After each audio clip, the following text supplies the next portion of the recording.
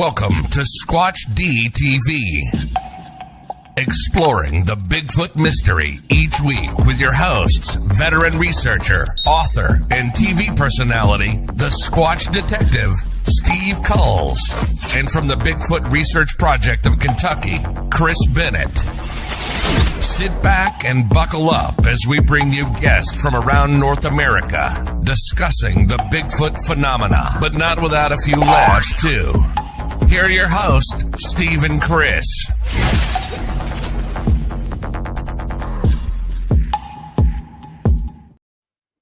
And good evening, cyberspace. Welcome to Squatch-D TV.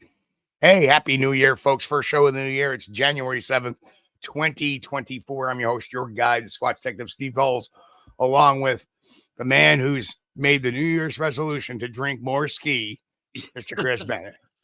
Hey, Steve, man, it's good to see you. And no, I've kind of laid off the skis quite a bit. They got a lot of empty carbs in them, but I do miss them. But that's okay. My second favorite drink is iced tea, and so we've been drinking a lot of that, sugar free, and so that's working for me. But how's things been going for you? I noticed you guys got a little snow up there.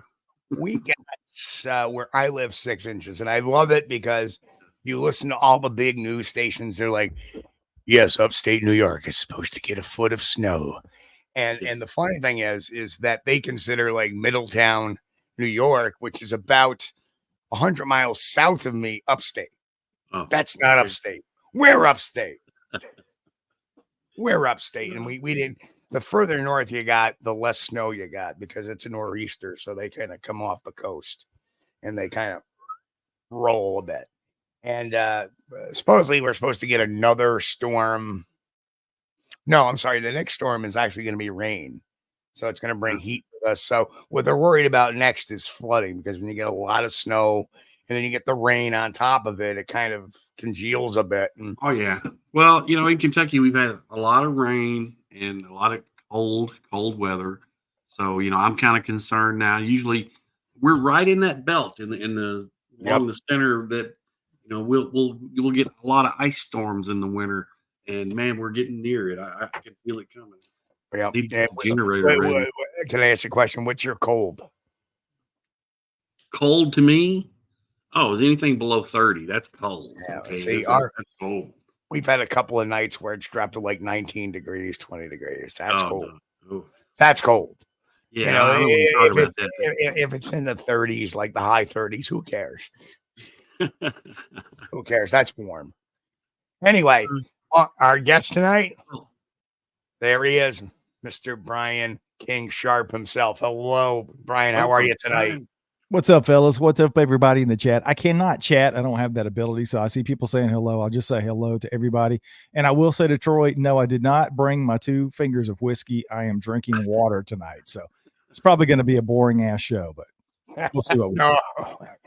Well, you never know around here. The last time we had a guest on that was alcohol imbibed, that was pretty interesting, but that's been a long time ago. Now comes the part where we throw our heads back and laugh. Ready? Ready! All right, we pulled that one out early tonight, but it's a new year. There you go. Actually, that show didn't happen. So.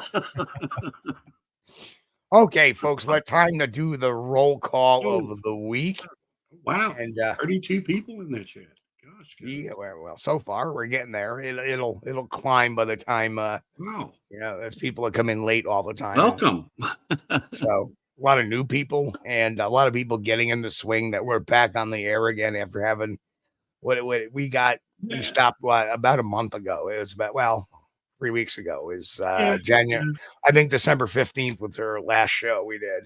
Yeah. And so here we are. Who came in first? Well, our good friend from across the pond, Relicommon, and got in and said, have a great show. We'll catch up with it tomorrow, because right now it is like 3 in the it's about 2 in the morning. Yeah.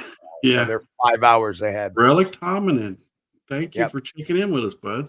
So hello, shout out to you live. I know you're not hearing it live, and then of course we got Walter Kroll. Walter, Mr. Mr. Tint, Tennessee. Mr. 10, Tennessee. All Yes, right, Mr. Mr. 10, Tennessee. Who said the early bird catches the Sasquatch. That's very true. Yeah, that's Troy from Tennessee. He's a listener. Oh, there it Welcome, is. Troy. Good to see Welcome, you. welcome. And tea time with Tiffany. Hello, Tiffany. Good to see you. New in the chat. Hopefully you'll stick around. Low Rider. There he is, Low Rider. And Jake Fritz. Of course, we already mentioned Walter Kroll in the house. Tom Connolly in Ristle. That's a new one. Hello, Ristle. Good to see you. Welcome. Smedley Do Right. He said, I heard upstate got a lot of snow. Well, wrong part of the upstate. We got about 6 inches, so that's nothing. That's a lot of snow. I mean, depending on where you're from, that's a lot of snow for you. That's a sneeze. And it actually came in a wave too. We got the first one, and then it quieted down for about 7-8 hours, and then we got hit with a little bit more today. But that's nothing. They close the schools around here on rumors. I heard it was going to snow. Let's close the schools. I saw a flake. Close the schools. Get the bread and milk. Grasshopper in the house. Grasshopper. DM Zabo. He's like, hello, I made it for roll call. Zabo, welcome. Will Kilroy says hi. Hello, Will Kilroy. Welcome. There he is, our good friend Jim Lansing. Jim, hello. Traveling with a Jim. Hello. Check out his channel. He's got a lot of great videos because he's been just about everywhere. All right. Love to Charlotte J in the house. Sharon in the house. Hello. Hi, Sharon. Brian Barber is in the house, and he says hello to hi, Stephen Chris, and fellow Brian. Welcome. Patrick Barron in the house. Okay, getting down towards the Arthur Watch in the house. Arthur. Blake Burrows. Forest Friend is in the house. Wait a minute, I'm lost. Dang it, I do this every week, man. Brian McMahon in the house. Hello, Brian. Okay, we got the Bigfoot influencers. There it is.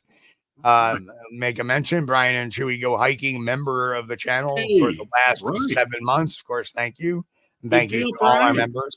And I hope you all enjoyed the little ditties I did for the channel over the holidays. Yep. We got Don Gamau Jr. Sasquatch Research Maine. Hello. Talk about people getting snow. They must be getting clobbered about now.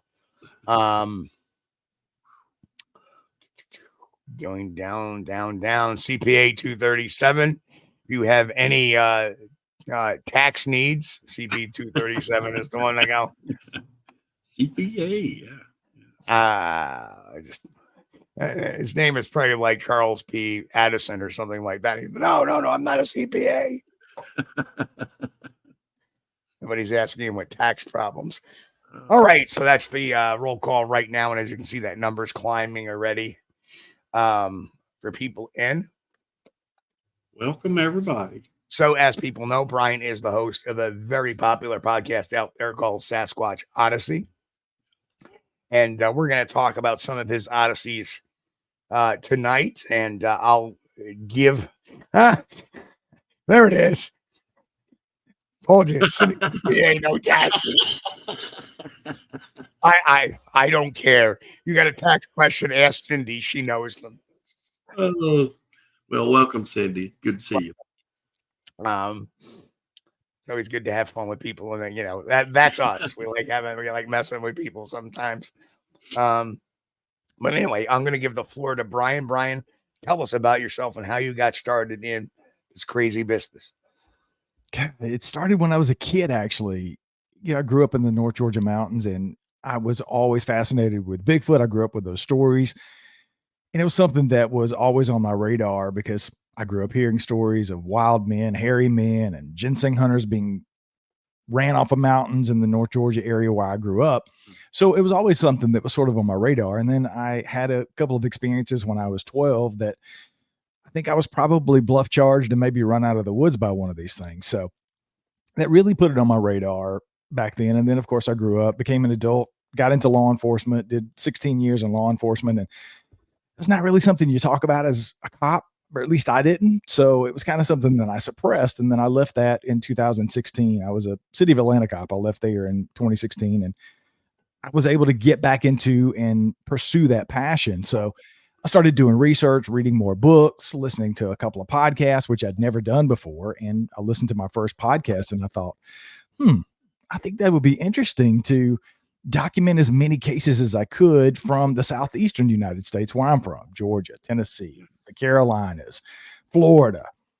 And I started reaching out to people on Facebook, getting into the Facebook groups and meeting people and just asking people to share their stories. And people started coming forward and saying, sure, I'll tell you my story. There was a guy, maybe 2 hours from me here. I'm in North Carolina now. We have 40 acres out here in the foothills of North Carolina. And I had a guy reach out and said he had a couple of experiences and had a roadside crossing. And he was episode 1 of Sasquatch Odyssey was a roadside crossing from here in North Carolina. And of course, you know how it is when you start a podcast, there's like 6 people listening and, you keep pumping out the shows and then it's 30 people and then it's a couple of 100 people. And, eventually it took off and I kept documenting encounters. And a year into doing the show, I left my full-time job to do it full-time. So I've been a full-time podcaster since March of 2022. So that's kind of my journey in a nutshell. Very nice. Well, that's where we're trying to do it. Chris keeps yelling at me. We're trying to get me out of work and into doing this full time. But it's been such a slow burn. Such a slow burn. But again, thank you for your service as a police officer. I wouldn't want that job today. When I was a kid, absolutely. Nowadays, no, just too much stuff going on. In fact, I just heard that they said that there is, since 2018, there has been a 350% increase in cops getting shot. So it's horrible. But I'm glad to see you got out of it unscathed. Here you are. And doing what you love. And that's, doing a passion. And that's a beautiful thing. So if you want to, can you tell us more about your experience as a 12-year-old? I find that that's always fascinating. My wife herself had an experience as a young child as well. So yeah, it was pretty simple. We were poor, dirt poor when I grew up. So we were renting a small house with a whole bunch of land around it. And I spent all of my time outside, especially during the summertime. I was an outdoor kid. You didn't have anything else to do. We didn't have games back then. There was no internet. You had to go outside and play and get out of the house. Yeah, get out of the house and go outside and play. And I spent a lot of time in the woods. So I was very comfortable in the woods. I knew a lot about the woods. And I fancied myself a little bit of a squirrel hunter. So I was out one day doing what I do. I either had my 22 or I had a pellet rifle. I would shoot squirrels with a pellet rifle. That's how poor we were. So I was out doing my thing one day. And I remember just the first thing about it that stuck out to me was some of the things I've heard 400 times plus on my show now is I got this weird feeling that something was wrong. Like I felt like something was watching me.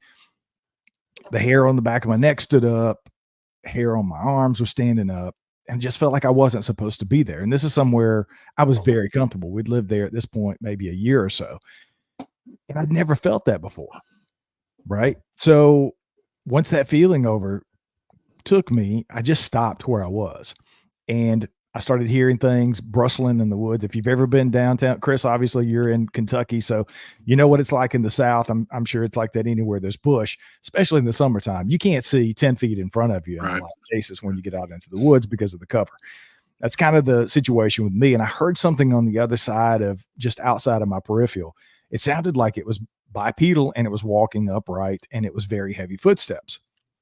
And then I heard these gruffs and growls.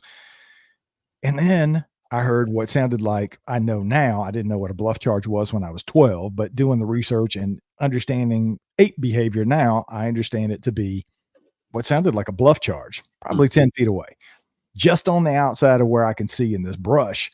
A couple of times, more huffing, more growling.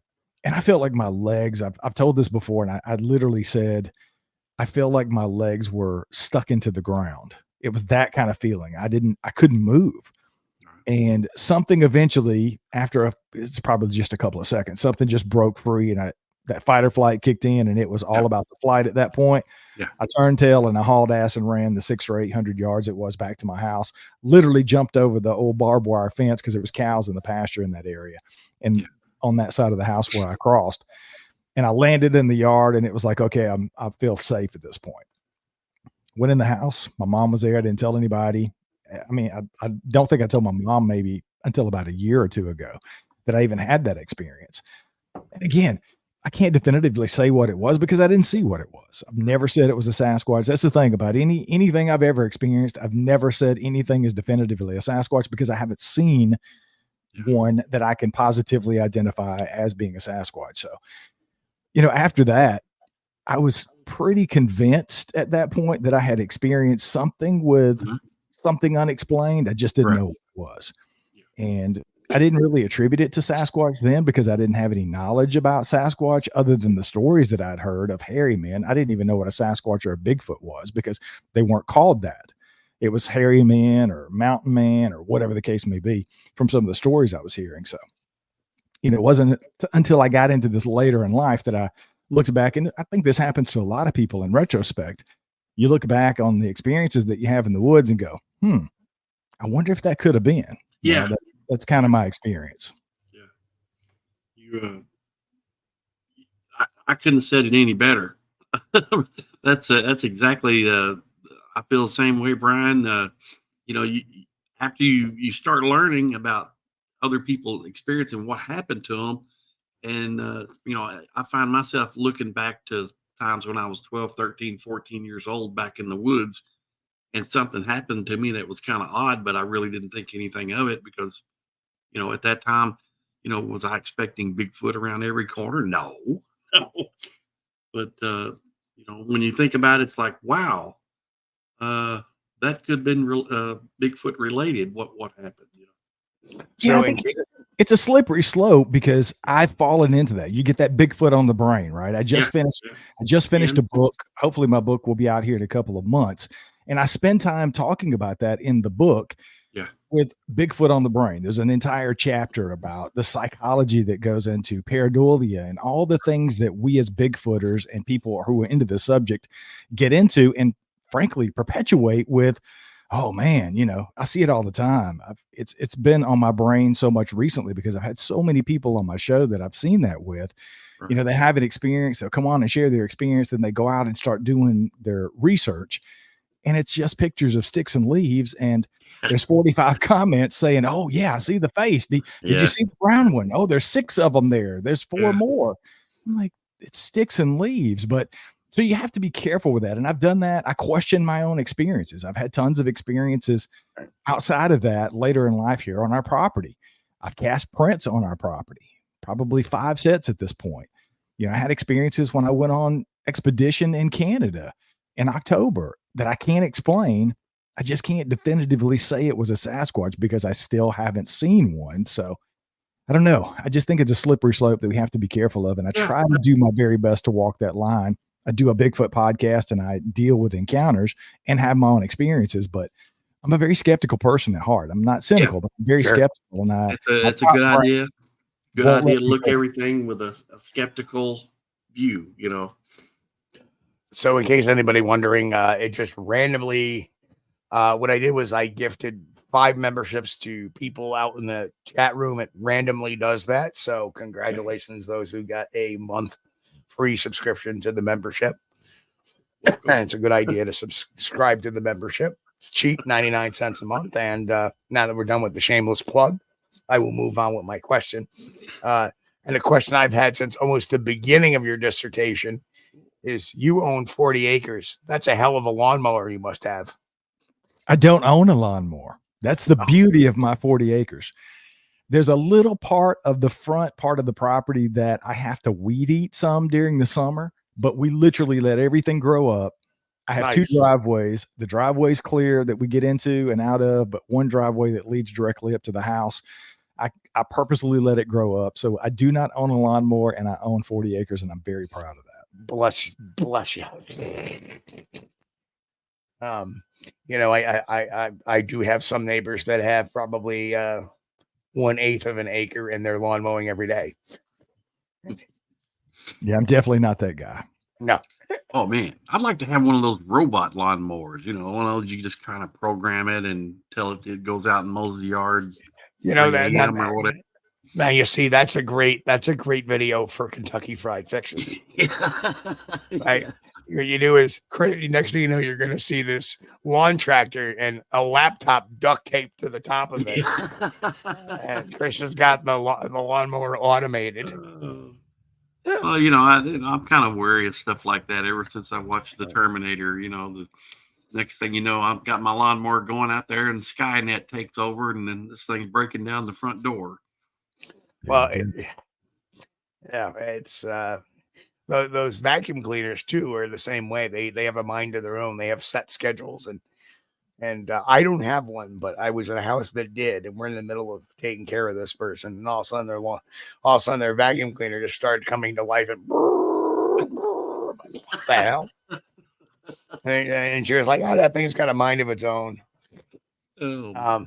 But anyway, do you think possibly that the reason why people have, Bigfoot on the brain, and do you think it's possibly because they have PTSD from their event?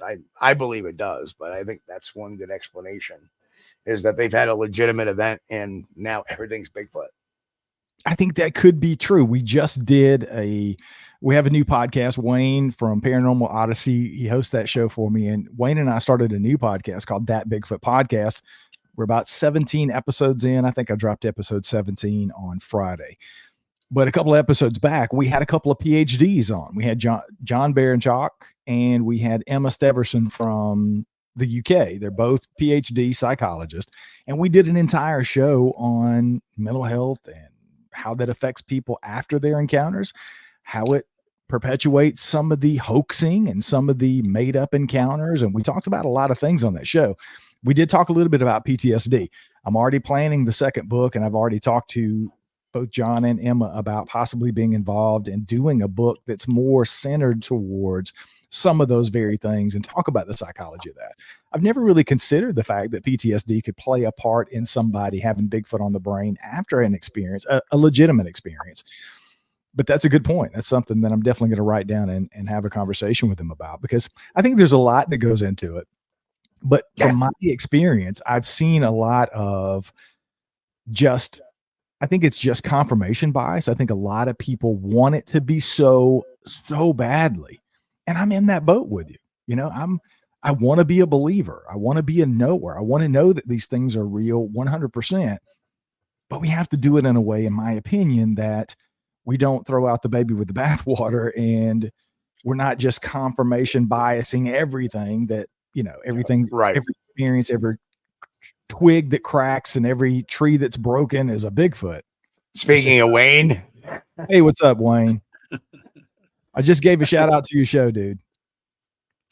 Yep. And just so you know, Wayne will be coming on the show, I think the 28th of the month. And Cool. I'll be going on his show in February. So cool. So, yep. So we're going to be swapping out there. Yeah, I mean, I think that confirmation bias, though, is part of the PTSD. I mean, I don't think it's separate. I think it's related, that they want, like, I've had this sighting, nobody believes me. And now they're so traumatized, perhaps, by the people not believing them, that they're trying to find anything they can to, grab it. But getting back to pareidolia is very true. But I've also learned that pareidolia can also work against us as well. Very infamous trail cam photo. Everybody's like, oh, that's an owl. But yeah, it kind of looks like an owl if you look at it, but you see features on it that are not owl-like. And we've had a science to say this can't be a bird flying in front of the camera. It's because of the shadow. So it can work against you as well. I mean, people can say, oh, that's a bear. People that see a Bigfoot will automatically, or that, are skeptical of Bigfoot, see a Bigfoot photo and they'll say, oh, that's a bear. And it's clearly not. So I've seen that happen as well. So it's kind of like that balancing scale. Like, I'm a very firm believer in looking at everything individually. So tell us some of your more interesting experiences when you, I mean, you've done field research as well. I know that. And let's let's do this. Let's talk about your most interesting story you ever got that you feel is a legit story. Wow. It's come up. I know. It's come up so many times in interviews, and I was trying to think. I'll go back. There's a couple that stick out over the years. Obviously, I've done probably 500 or 600 interviews at this point, but there's a couple that I go back to that. I'll tell you one. It was probably episode 3, or it was within the first 10 episodes of the show. I talked to this guy out west, and I absolutely thought he was batshit crazy. I'm not going to lie to you. He had some really out there stuff, right? He was saying that these things were coming within arm's length. He was feeding them candy. He was having experiences where he thinks they were using infrasound. They were throwing rocks and things at his house. He sent me videos of him standing out in the snow and filming out into the woods. And you could hear these rocks hitting his tin roof. And he's yelling at these things as it's going on. But he had this really theory. And I think the name of the episode is Bigfoot Hunts with Coyotes. And he talked about knowing that these, as he called them, alpha male Bigfoot hunted with 5 or 6 coyotes, like sort of like as a, not a codependency, but it was almost like a dominant thing. The Sasquatch was dominant and the coyotes were working for the Sasquatch and these deer hunts and whatnot. And I thought it was just absolutely crazy. I'm not going to lie. I got off the phone with him and I thought, and I remastered that episode because the audio was pretty bad back then. I was doing it on my cell phone. It was not a great thing when the show started. So anybody who made it past the first 20 episodes and has stuck with the show, I appreciate that greatly. So I remastered that audio and re-released that, I don't know, probably within the last 2 years. And I listened to that back and I compared some of the things that he said in that, even the coyote thing, because I've talked to a lot of people, credible people, who believe that there's some sort of a symbiotic relationship with coyotes. Cliff Barrickman, Cliff's a friend of mine. Cliff and I have had plenty of conversations and talked about Sasquatch. And that's one of the things Cliff told me is he believes in some way, he's not sure exactly how, but these things are in some sort of a symbiotic relationship in some way with coyotes. So I've had a lot of people sort of confirm what he said.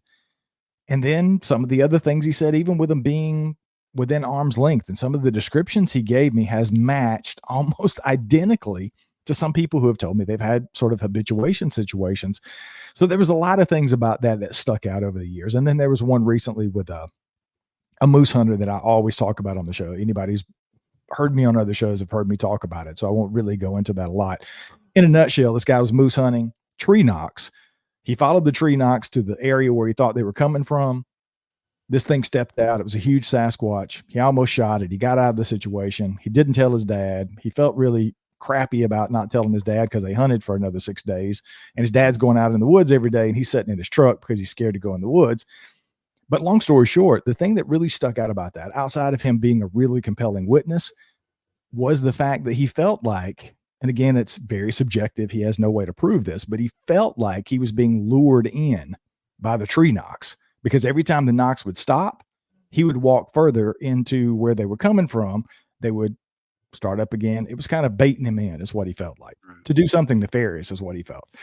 So I don't know, just a very compelling story. But there's so many that I, over the years, we've had some really wild stories. I don't put crap out on the show, but I do put out people's experiences. And we've had some really wild, high strangeness, woo experiences that I don't necessarily, I'm not picking up everything they're putting down, but if it's their experience and I think they believe that they had that experience, whether it really happened in real life or maybe it only happened in their brain, it's hard for me to say. I'm not a psychiatrist or a psychologist, so I put it out there, but there's been a ton of really compelling stories that people have claimed to have seen these things and had interactions that there's really no way to discount what they're saying.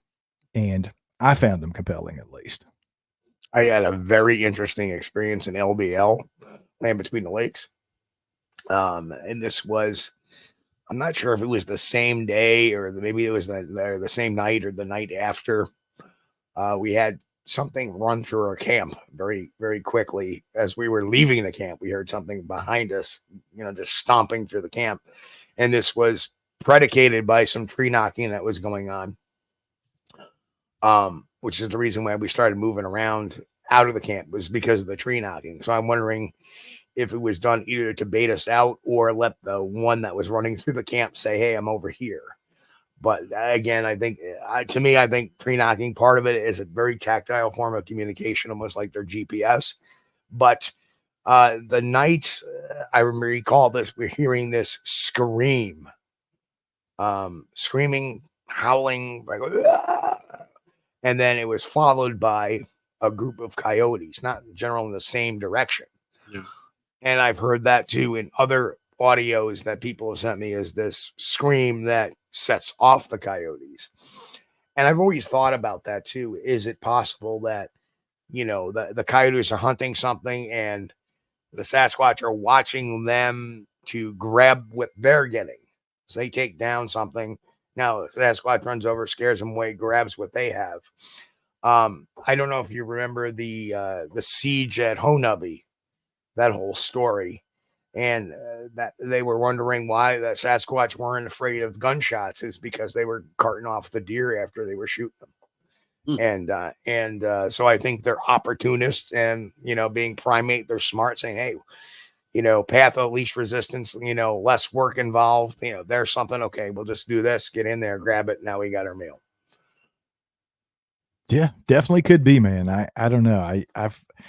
I'm interested in the LBL because I don't want to talk a whole lot about it, but Wayne and I are planning on doing a project in that area in the spring of this year. So it's definitely an interesting place. So I'm looking forward to spending the time there. Not to get off topic, but so many people and so many people have asked me to look at this or that. And one of the things somebody asked me was to look into this alleged, I think, dogman killing of a family back in the early 80s. And of course, there's no supporting documentation to it at all. So that again leads me to suspect that it's an urban legend that's kind of spun out of control. And I know there's been a few characters, as there always is in these urban legends. Hell, I found a video which I've tracked to a TV show that was created by a TV show. And in turn, there was somebody saying, well, I interviewed the guy. Like, no, you didn't interview the guy. He doesn't exist. I know, because I've looked for the guy, and the only way he shows up is a character. So I know that's not true. And I know that person is fibbing. Why? The Beast of LBL was a short story that was written and placed on the internet several years ago. Yeah. And other than that, if you start looking for police reports and stuff like that, they don't exist. So right. And I know Chris has done his fair share of research on that one. But but then again, I say this, I know, and I also want to throw this out there. I know there's a lot of people that want me to say, hey, this guy is saying there's orbs or there's dogman sightings. I stick to Bigfoot. It's just too much to try to debunk every different facet of cryptozoology. In fact, the only reason why I spoke out on debunking the I forget his name now. There was a guy who claimed to have a video. The only reason why I spoke out on that particular Loch Ness photograph was because I was there when the photograph was taken, and it was that of a prop when we shot the truth behind the Loch Ness monster. So that's the reason why I spoke out on that. But I traditionally stick with Bigfoot. So I appreciate everybody coming to me with these, saying, as looking at me as a grand debunker. I don't deal with that. I stick to Bigfoot. And if it's about debunking a Bigfoot story or debunking a Bigfoot photo or video, I'm all about that. But I'm going to keep it to that. I'm just far too busy trying to deal with work, family, and dealing with the hoaxes that are out there in the Bigfoot community, because there's no small abundance of them. Yeah. When we were talking about the coyote and the Bigfoot relationship, I'd always heard that, and it's interesting, but I'd never experienced it. But we did have one time after Scott and Tommy and I, I got the video of the hillside with the family group.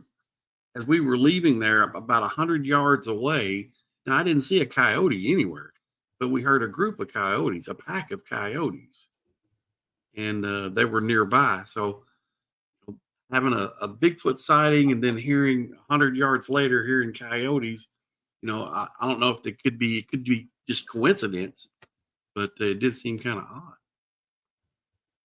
But I wanted to ask Brian, back when you were 12 years old and you had that experience where you feel like something bluff charged you, after that, did that change the way you thought about going into the woods?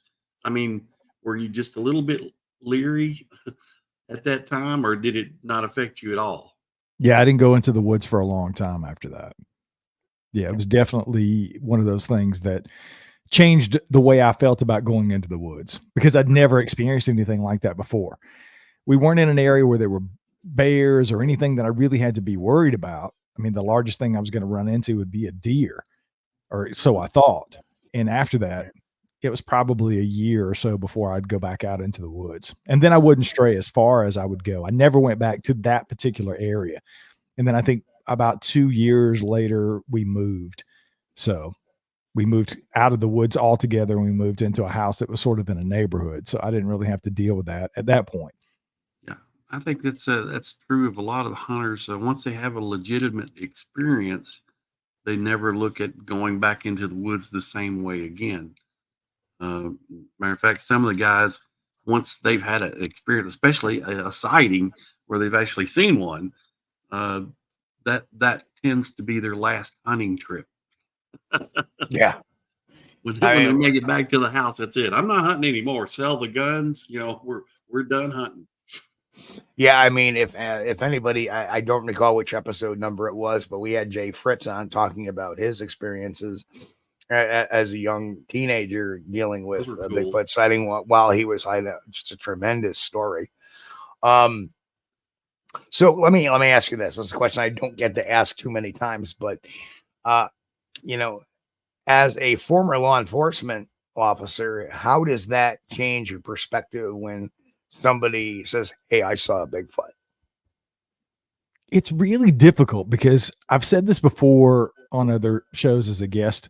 It's a very fine line for me, because I didn't want to conduct my show full of interviews like an interrogation.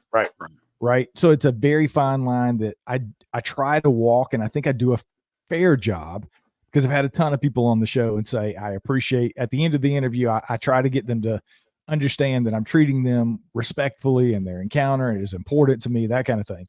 And almost without fail, I get that at the end of every interview. I appreciate it, man. You did, I was nervous. I didn't feel good about sharing my story. So I've been very careful not to interrogate people. Right. It changes me, because I do look at body language. I look at the way people tell their stories, and, my training always kicks in. I literally, at times, I try to cut it off, because I want to get involved in the story as much as I can and make it about the story and not about an investigation, because I'm not investigating their anecdotal experience. Now, if it goes beyond that, and I've talked about hoaxers plenty of times on my show, Wayne and I talk a lot about hoaxers on that Bigfoot podcast. We get into that, right? If you're clearly hoaxing, I'm going to call you out. But there's a big difference in somebody sharing an experience, saying, I saw a Bigfoot cross the road as I was driving by at 60 miles an hour, and then somebody perpetuating this hoax, trying to fake video, audio, photographs, whatever, and then try to benefit, gain, monetary gain, whatever. There's a whole different scenario. Now, if somebody comes on making some really out there, outlandish claims, I do get a little coppish sometimes, and I'm like, that kind of sounds crazy. Let's talk about this and push them a little bit. But it's a fine line, because I want people to come on the show and share their experiences. That's really what it's really about for me, because I feel like I'm a data collector. I memorialize all of these experiences in audio form in perpetuity for anybody to go back and listen to, including myself, which I do often. If somebody's had an experience that I want to compare it, I'll compare the two and see where they were geographically, if they seem to match up with descriptions and sizes and those kind of things. So it's really a repository of sorts for all this information. And if I'm an asshole to people and I interrogate people, nobody's going to come on my show. Exactly. So it's a very fine line. I think, I don't know if that answered your question or not, but and it's kind of funny because we've had people on this very show make some interesting claims, and we try to explain it that could it perhaps be this or that, but we never really tell them they did not experience what they experienced, unless of course they're out like obviously lying to us or obvious. I think because we cut a lot of videos on hoaxers, people are kind of leery sometimes of coming on thinking they're going to be. That's something we try not to do here on the show, is to call somebody out on a story. If they got a story that's great. A lot of times we will, listen to people's stories beforehand. That way, when they come on, we're like, do we want to have this person on or don't we? Not that I'm trying to censor them or anything of that nature. It's just, is it consistent with what we know? Do we believe it's real, it really happened, or is it? And if somebody has a compelling story, we have Jay Pachochin on, who had some really weird stuff go on around his Bigfoot sightings and stuff like that. And I believe him 100%. Now, whether or not that's Bigfoot related or something infrasonic or ultrasonic or whatever, that's not for me to say, but. Well, yeah, but when we do the podcast, so we've got our media hats on. So, you got to be respectful to the guest and interview the guest. And, we'll take the media hats off later and say, hey, you know what? When this guy said that Bigfoot got stepped out of the UFO with Elvis, I know he was lying because Elvis is dead. Well, somebody says that on the podcast, we're going to something that outlandish. We're going to call that out. I would hope. Yeah. I think, and I'll mute out. Yeah. You mute out and all you see is that. Oh man. But I think we're going into our 18th year of doing this program, between the radio and coming over to YouTube in 2019. We had one guest hang up, and that was Eric Beckford in the second try, and that was because of another guest he was debating. That was before me, unfortunately. That really was. And speaking of which, weird. We gotta have Eric from Beyond there. Or poop everywhere. Poop. Lord rest his soul. Still on the airways, Eric. That's right. Always liked him. The only person that we've ever kicked off was Bob Schmalzbach from Searching for Bigfoot. And that was on the show. Chris, you came on as a guest to come in and dispute something it said, as did Matt Knapp from Bigfoot Crossroads, because he was just blowing out lies after lies. And finally I was like, well, he was trying to make this impression that, well, we were in fear of our lives when we got the Bigfoot body, and we were this and that. And I'm going, you were never in fear of your lives. Oh, were you there? Well, I talked to everybody there that night, and nobody said anything to me about being in fear of their lives. I go, but I also have the police report with everybody's statement. Nobody there said they were in fear of their lives. Right. So, finding the track was that Elvis still lives. Have you never been to Vegas, Chris? Well, I've been there. I didn't see Elvis anywhere. Lots of people there claiming, Elvis. So when you're out in the field, is the cop hat easier to put on to look at stuff? Oh, definitely. I mean, that was one of the things that I had when I went up and did an expedition with Todd Standing back in October. And again, that was one of those things that I had to put. I had to put my cop hat. I see. I don't think Chris knows too much about that. Okay, we'll get into that if you want, Chris. Oh, okay, yeah. But I had to put my cop hat on with that because I have called Todd out as a hoaxer for years on my show, and I finally broke down and said I'm going to come up there. He'd been inviting me up to his research area in Radium, and I said, okay, I'll do it. So October, we set the date. I think I went up there October 2nd through the 9th. And going into it, I almost had to rewire my brain because I was so worked up about being on guard about being hoaxed. I thought, okay, he had been on my show and talked about it. I'd had Les Stroud, Survivor Man, on my show. We had talked about Todd on my show. And Todd came on, and I talked to Todd afterwards, and he was always very insistent about wanting me to come up and experience it myself. And I thought, okay, you know, there's a few people that listen to my show. There's at least 20 people that listen to it. So he's thinking, okay, he can get me up there. I can have some sort of experience, and then I can come back and talk about my experiences on the show and say, I saw a Sasquatch or this happened. And he's in the business of doing Bigfoot expeditions. So maybe, you know, a few of the people who, you know, the 20 people who listen to my show might want to go on an expedition next year or the following year or whatever. Right. So I really had that in my brain, and I had to say a couple of days beforehand, I don't know if it might have been Wayne said to me, dude, have you really considered that you might go up into that area and you might actually have an experience with a Sasquatch? I was like, well, you know, you might be right, because I've always said I think Todd hoaxed his videos, but I do think he's probably had legitimate experiences in that research area. Hey, Brian, before you go on, it already started. No, lowrider, he did not.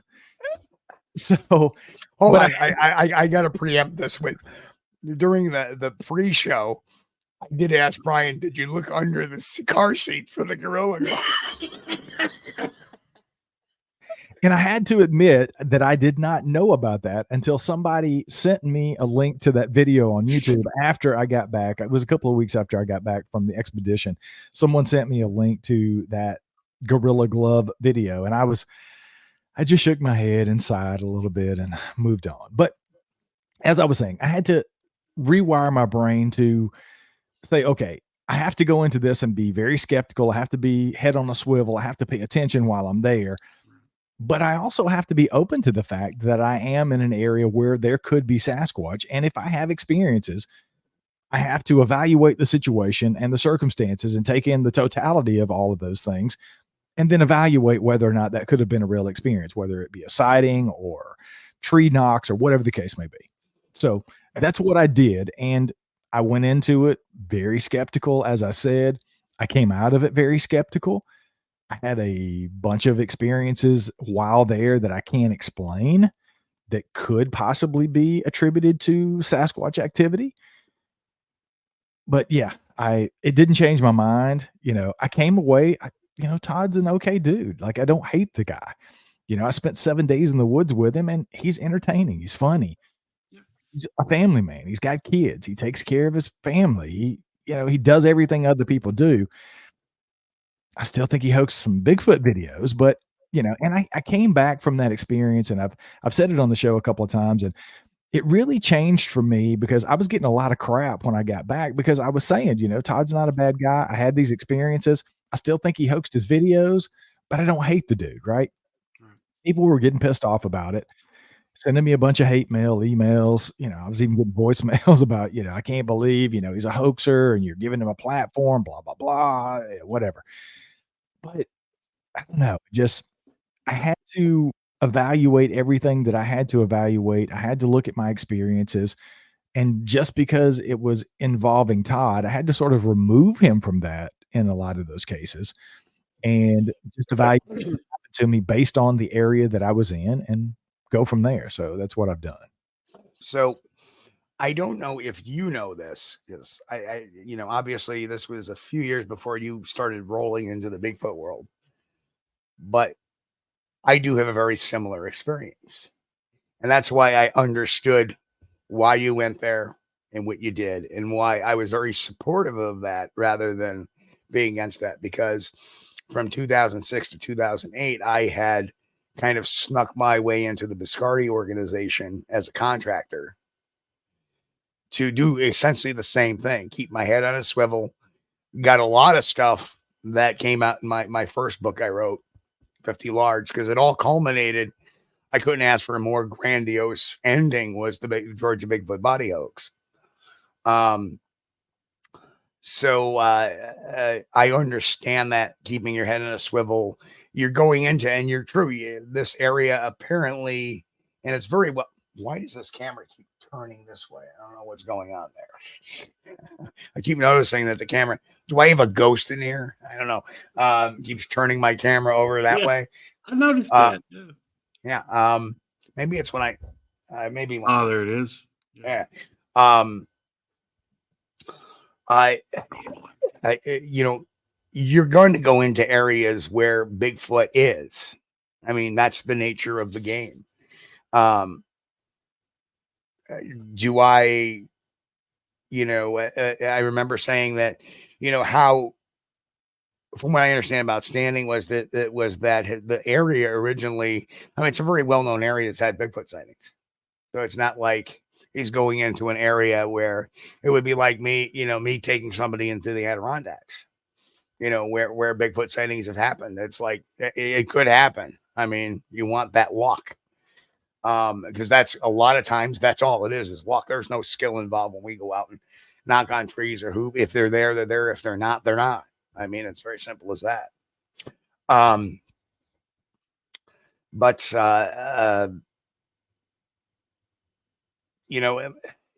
essentially, and you're right, outside of the Bigfoot world, they can be very like Tom, if you get the Bigfoot out of them, and even Dyer did a video about that too, is that you get these people outside of the Bigfoot realm. They're very normal family people, caring, was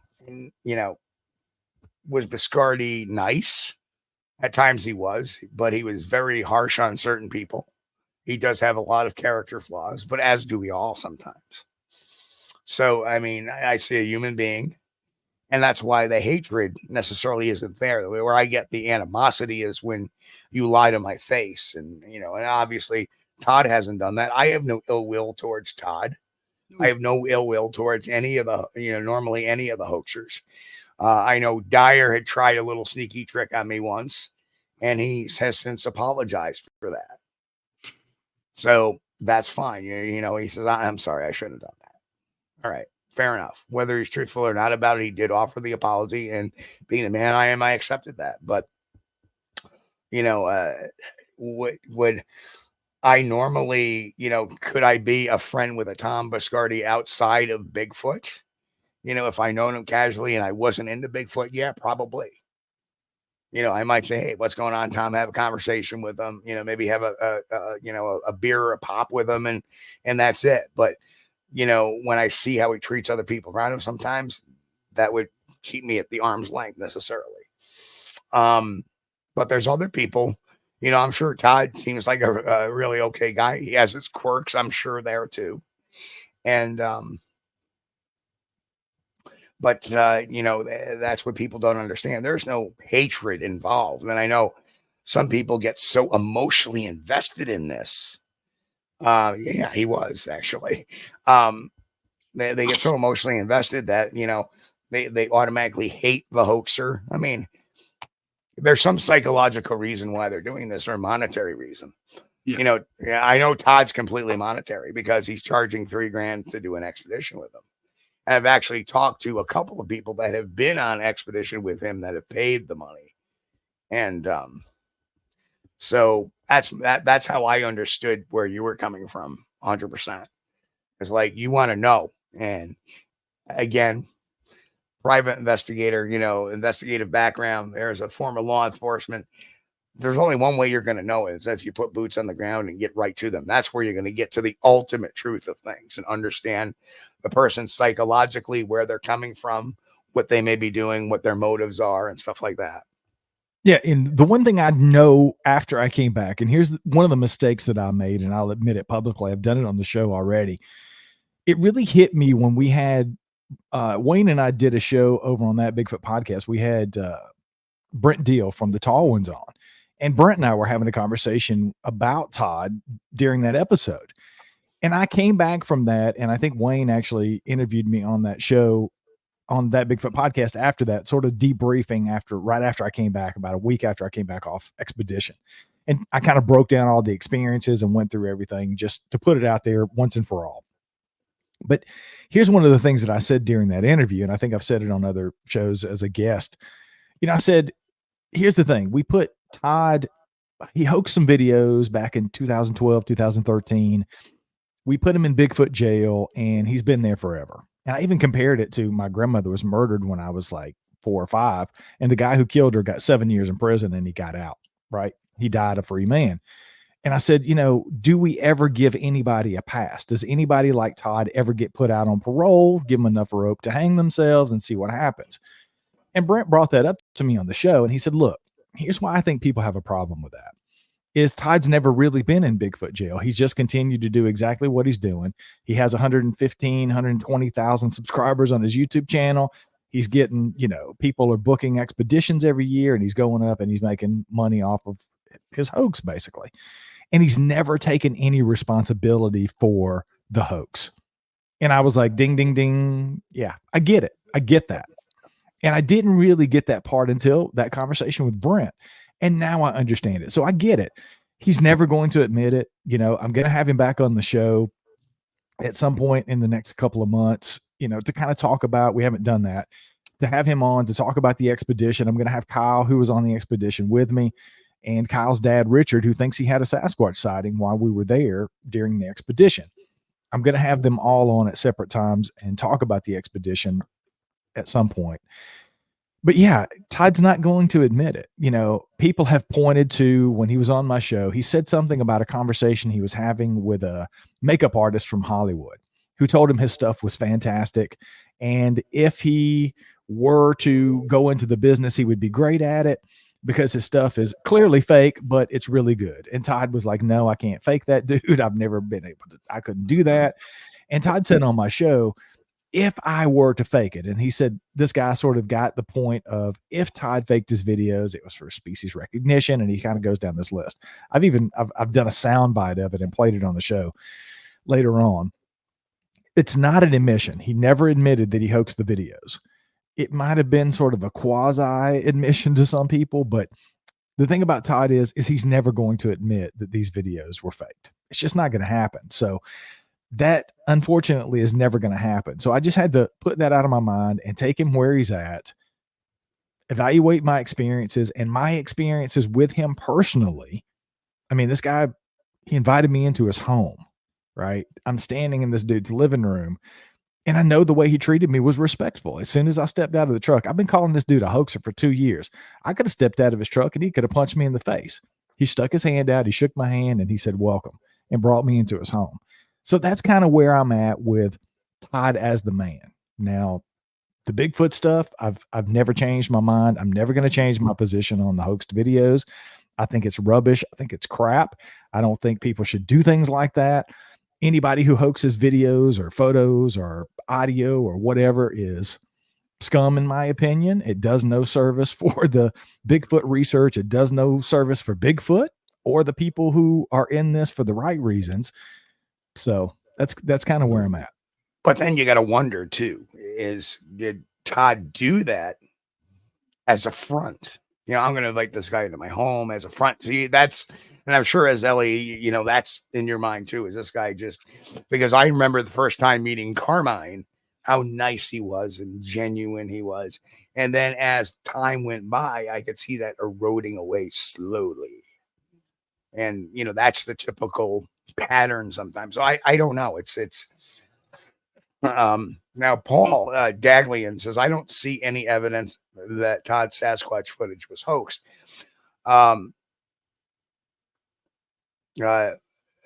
Tin Tennessee said, hey, have you seen the video with the Gorilla Gloves? And coincidentally, on the video, one of the Amazon video that he has a Bigfoot hand reaching in, grabbing an apple, which I understand. I know who did that. I knew who the person was in the glove. I got the name of that person, and it was set under the guise I just wanted to see if this looked like it could be faked.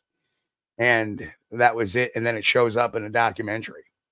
So yeah, a person can be completely different. It's unfortunately, I hate to say it's almost psychopathic sometimes. That, you know, they're a completely nice, charming, because let's face it, sociopaths are very obvious. They're not charmers. Their lies are easy to catch. They're disingenuous sometimes is easy to catch. They don't care who they hurt. Whereas a psychopathic type of capabilities, which they say about 20% of CEOs are psychopaths, because of they're able to make people do what they want to do. They're grand manipulators. They're great at projecting an image of being completely normal and not lie to you, but manipulate. And again, I think that's part of the thing. We saw that happen with Dr. Warren Cook, the anthropologist from Castleton State University, back in the 70s when he went to visit Ivan Marks. I know Tom was very nice to me and the onset of things. Of course, he's doing it to get people into his circle to push himself up a bit. So was that something Todd did? Who knows? I don't know. No personal. Oh, sorry. I just want to say there's no personal grudges or hate or anything against Todd Standing. I'm sure he's a fine guy, but you know, Todd started out as an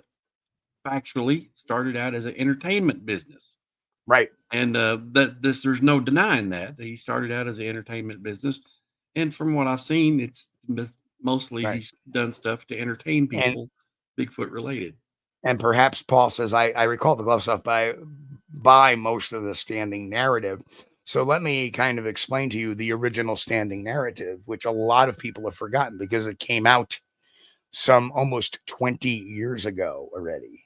And that was the Bigfoot roamed in an area called Sylvanic, only known by the First Nations tribe, and could only be entered through this hole in a mountainside that only Todd and then some of the First Nations understood. Now, First Nations in Canada is their natives, their Aboriginal Native Americans, or what we would call Native Americans. They call those First Nations.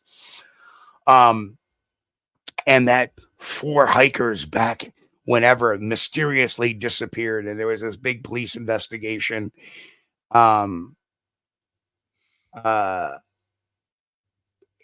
that's how it started, and that he had collected bags full of hair and all this other stuff. And then people forget Sylvanic video number 1, which was this, supposedly it was a lead up to these missing hikers, that, oh, here's this girl, and you don't see anybody's face, you don't see anybody in the video, you see snow with these very kind of indistinguishable tracks in the snow, and she's like, oh, what do we have here? And then all of a sudden you see a tree off in the distance start to shake, and you hear this,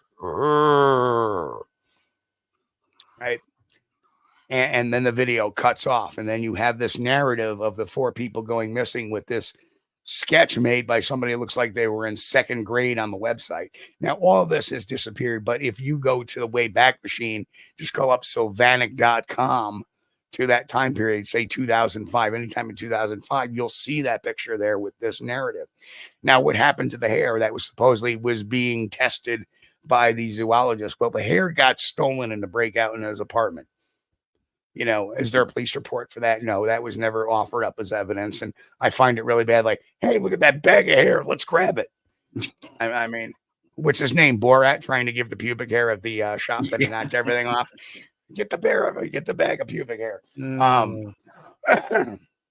So again, have we not heard excuses like that? Like our guy with the Bigfoot peeper saying, oh, well, I don't have the video anymore. It burned up in my mom's house in a fire. You know, you have stuff like that. There's always some sort of excuse. The whole Sylvanic narrative, that area that's all been dropped. And Todd knows that time's on his side for people to forget that, and for new people that come in don't realize that, or remember that, or weren't around for when that was a thing. And the fact is, the whole area is Sylvanic. Sylvanic is a Latin name, not a First Nations tribe or Native American name. Nobody, at least the researchers at the time, were asking First Nations, hey, have you ever heard an area called Sylvanic? No, never heard of it. Nobody knew about it. The only person that knew about it was Todd. So that Paul, is the reason why I'm saying this, that, you may believe a lot of his narrative. His narrative has been false since day one, and he did have a production company called Outstanding Productions. Yeah. His wife Louise Standing was part of that, and he used his name. He actually created an alias for the Outstanding Productions as Todd Rockwell, and I think that Facebook page still exists to this day. If you look at Todd Rockwell, you'll find a younger Todd Standing on there and that's Todd Standing. So, and general manager of Outstanding Productions. Like, why use an alias when you're on your production company, but in real life you're using your real name? A lot of weird stuff going on there, and stuff that just didn't make sense. And again, Paul, let me ask you this: if you think like some of his videos are real, well, where did it happen? When did it happen? What time was it? What were the circumstances around that? You never get that from Todd. That's a big problem.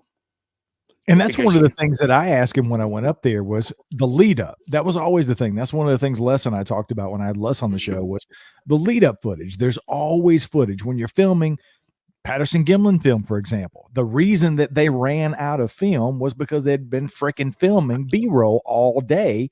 They were towards the end of the day, they ran out of film because there's all this other B-roll because they were up there filming a documentary.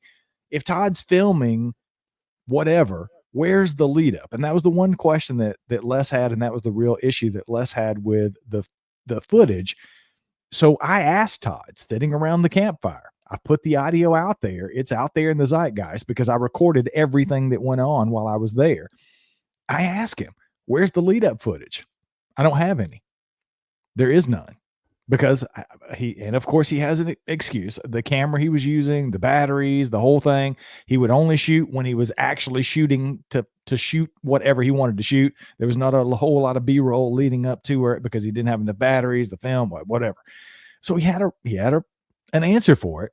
I don't necessarily buy that, but that was his answer. So, those are things that I didn't ask him when I was on the show, but I was able to ask him in person, sitting around a campfire. Hey, where's the lead up footage? Why is there no lead up footage? That's the big issue with this. Well, there isn't any. That's his answer. What do you do with that? Where do you go from there? There's nothing to debate at that point. Oh, there's not any. Oh, well, okay. You can't say why. Well, why? Because of this. He's always got an answer. So I don't know. And one of the comments, I don't know who it was. I think it was Paul in the chat was saying something about, I wouldn't call Todd a fine guy because he's a hoaxer. Here's the thing that I urge people, and this is what I've had a hard time doing, and I've had to do this over time. You have to separate the emotions and the person from the action in a lot of cases, right? You can be a good person and be a hoaxer. They can be mutually exclusive. Like you said, outside of the hoaxing act of whatever they're doing with Bigfoot, they can be okay people. It's just hard for people to separate that. And I think it becomes personal for a lot of people. And I don't take this stuff personally. So I'm able to separate that. And, I got a Happy New Year's. When I got a Happy New Year's text from Todd. Hey, Happy New Year's, dude. I'm not going to say Happy New Year, asshole. Yeah. Hoaxer. No, I'm not going to do that. You have to separate that and just look at the facts of what you're talking about. And we're talking about the videos. I'm very adamant about it, but he's an okay dude, outside of the hoax, and he's an all right dude. Well, Blake says he created a spooky backstory, much like the Blair Witch Project. Now that's a real important point you've got there, Blake. Because right, go ahead, Ski. Because the movie that came out just before all this horse manure had started was the Blair Witch Project, and everybody at the time, and Blake was probably one of the people that remembers that, was we were all saying he's trying to do a Blair Witch pop-up, create this website, which the Blair Witch Project did. Eduardo Sanchez had conversation with him years ago, set this website up, and everybody got believing in this witch, the Blair Witch. And then he did the Blair Witch Project, and he started putting stuff on the website that would kind of feed into this thing. And that's how that movie got spun up. It was really the first movie that had gotten spun up by a website. So now we find very similar stuff going on with YouTube, hence the Mississippi Skunk Ape video that was trying to spin up the Beasts of the Bayou, which premiered for 4 shows, and that was it. Was that bad?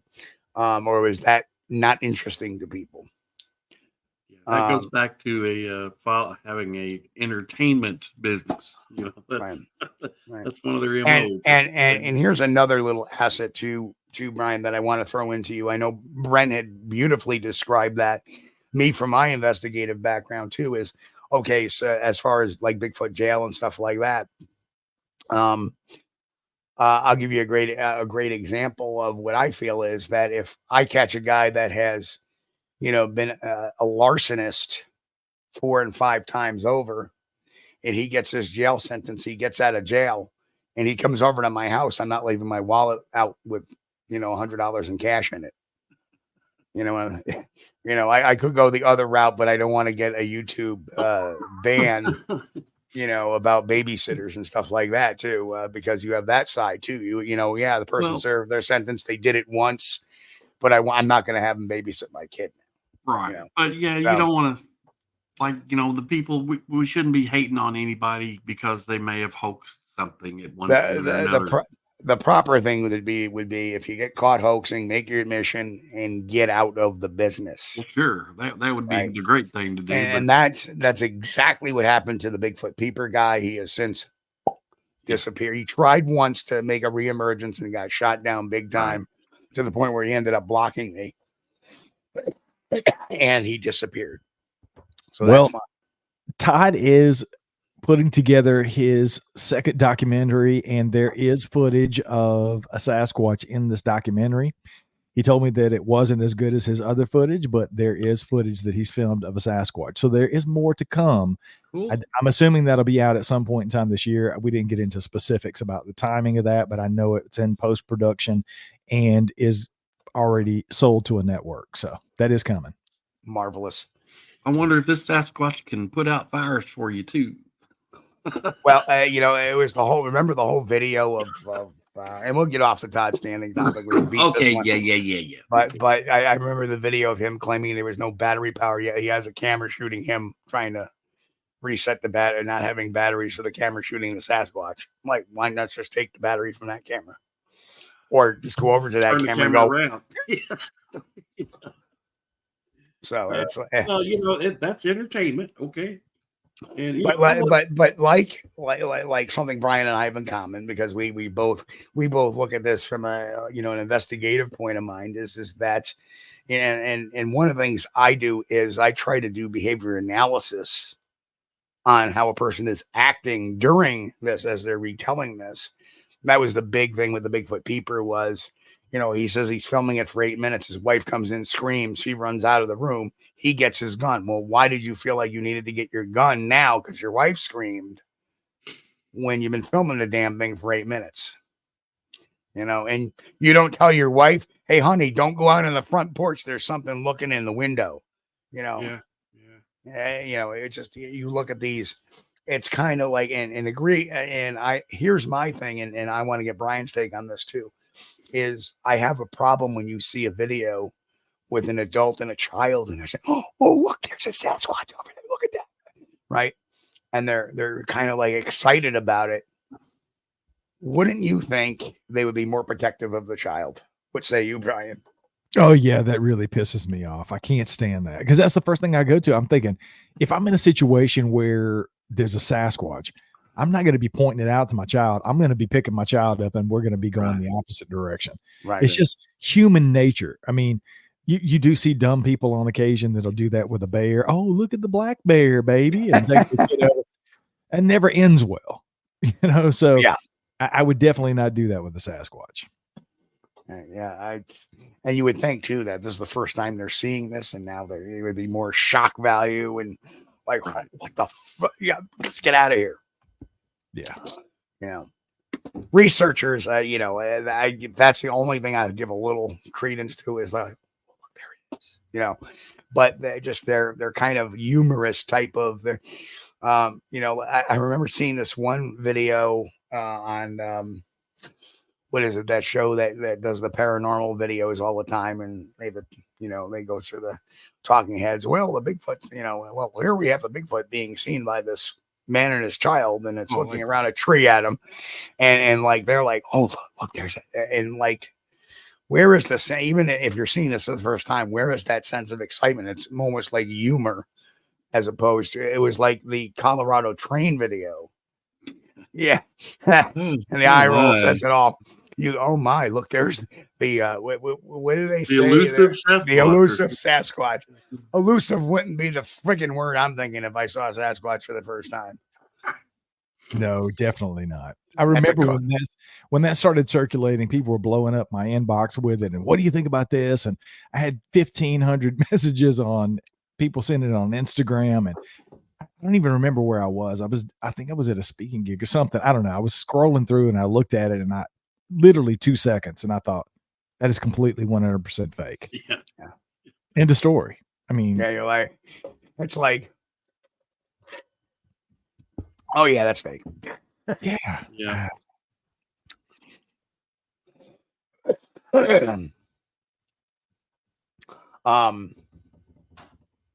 Yes, and Allie, if if you submit it here, we're nice to you too.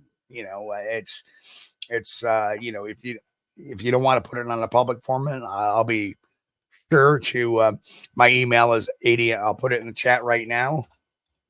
If you want to tell me your Sasquatch encounter, that's fine. I'm not gonna.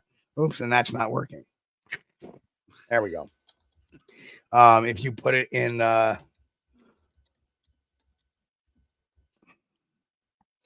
If you put it into, if you send me an email, I'll gladly give you my take on it.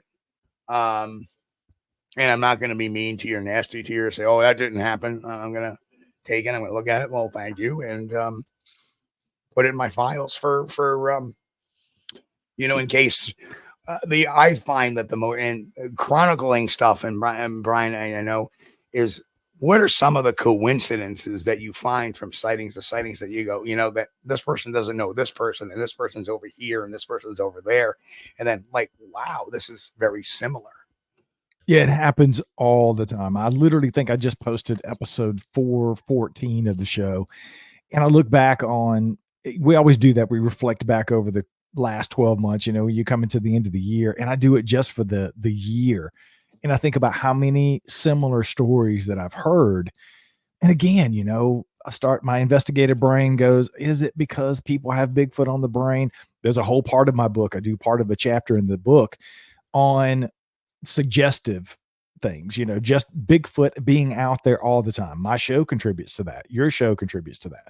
Anybody who does anything related to Bigfoot sort of contributes that being in the zeitgeist. And it's so much easier for people to pick up on that, even subconsciously a lot of times, and either add it into their story or it gets woven in because they've heard so many encounter stories. So I think there's a lot that goes on there. But yeah, with the vocalizations and things like that, somebody will record something in the Pacific Northwest and then somebody will record something in Florida. They'll send it to me and it's almost identical. It's eerie. So it's either a known animal or it's a Bigfoot, right? And it's happening in the Pacific Northwest and it's happening in Florida. Same thing with the physical descriptions. That's one of the things that has always fascinated me is, they tend to be similar in the Pacific Northwest with those kind of stories. And then they're different, a little bit different in the South. And then middle of the United States, you get similar, white Bigfoot. That's the thing that's happened. I've interviewed a couple of people over this past year that have seen white or albino Sasquatches. And we're talking, and most of them, I think both of the stories were in the 70s or 80s. So I don't know if that was just, and they were completely separate geographically. It wasn't the same Sasquatch by any means. I think the one was in North Carolina and I don't remember the other one was more in the middle of the state or middle of the United States. So yeah, it's fascinating, man. That's what keeps me coming back all the time. It keeps me coming back to the well because every time I turn on, if anybody's ever been on the show, a little bit of the secret sauce, I'm going to give away a little bit of behind the curtains here.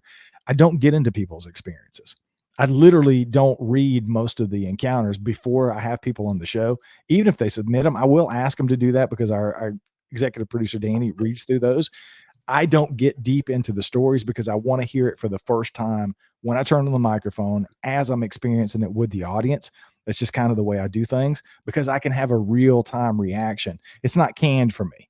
If I read the story and I know exactly what somebody's going to say before I spend an hour with them I'm just like, and that translates with the audience, right? So I want to hear it for the first time when the audience hears it. So I don't really get deep into the story. So I have to think quicker on my feet in the interview to pick up on those little nuances and ask the questions and take notes. And that's just kind of how I do it. But now I want to say, Allie, one of, and I'm not going to put up because she has her last name in the thing, but it's the 3 members of my family saw, and yet some family tried to convince us it was mistaken identity. Mistaken for what? In other words, they're calling me a liar, or I think possibly they're in denial. And that happens quite often too. Somebody will see something, they'll say, well, I saw this thing and blah, blah, blah. And they'll try to deny that what they have seen is a Sasquatch.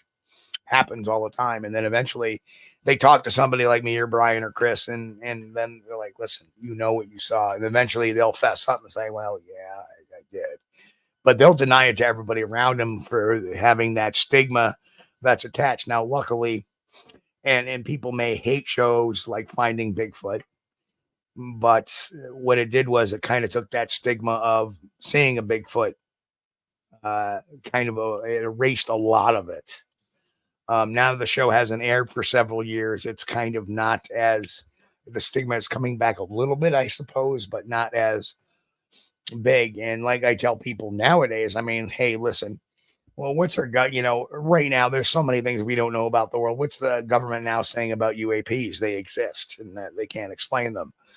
Eventually, maybe another 50 years, but eventually they're going to say, hey, you know what? This keeps happening. There's something to this. We're really not sure what it is, but unless it's a real national defense or a national security threat, we're not going to see government get involved in the Bigfoot mystery. I definitely agree. I don't think there's a vast conspiracy theory that the government's covering up Bigfoot.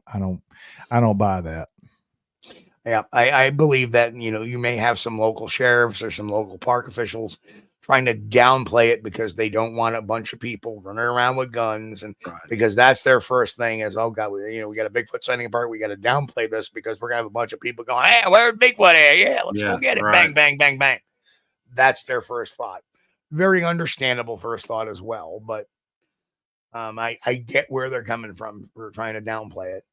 But I've talked to people that, we downplayed it, but ... I actually have talked to people before that, are in public positions that they downplay it because they don't want that to happen. But after gaining trust of somebody in the know, then they are a little more open to it. So I had a long... Unfortunately, when people start getting the panic mode and there's been a sighting somewhere and it's close, you see a lot of people going into the woods with guns and things happen. So